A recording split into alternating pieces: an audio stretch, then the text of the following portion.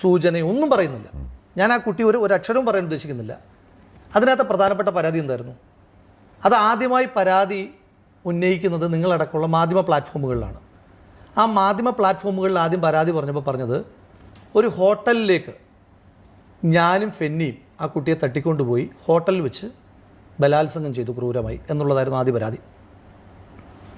അത് KPCC president അയക്കുമ്പോഴത്തേക്കിന് hotel എന്നുള്ളത് മാറി ഹോം സ്റ്റേ ആയി മാറും. അപ്പോൾ താങ്കൾ ചോദിക്കും അതൊക്കെ ഇങ്ങനെ സാങ്കേതികത്വത്തിൽ പിടിക്കണമെന്ന്. അതിനകത്തൊരു കാര്യമുണ്ട്. എന്തുകൊണ്ടാണെന്നറിയോ? ഹോട്ടൽ എന്ന് പറഞ്ഞാൽ ഇന്ന ഹോട്ടലിൽ നിന്ന് പേര് പറയണം, ഇന്ന ഹോട്ടലിൽ നിന്ന് പേര് പറയണം. അപ്പോൾ കേസ് അവിടെ തീർന്നു.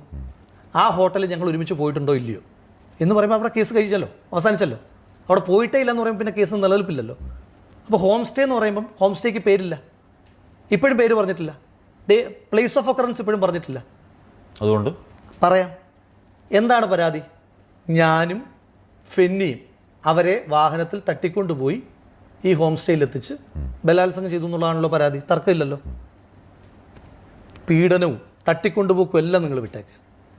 ഞാനും ഫെന്നിയും അവരും ഒരുമിച്ച് ഒരു കാർ യാത്രയെങ്കിലും നടത്തിയിട്ടുണ്ട് എന്ന് ഒന്ന് തെളിയിക്കാമോ?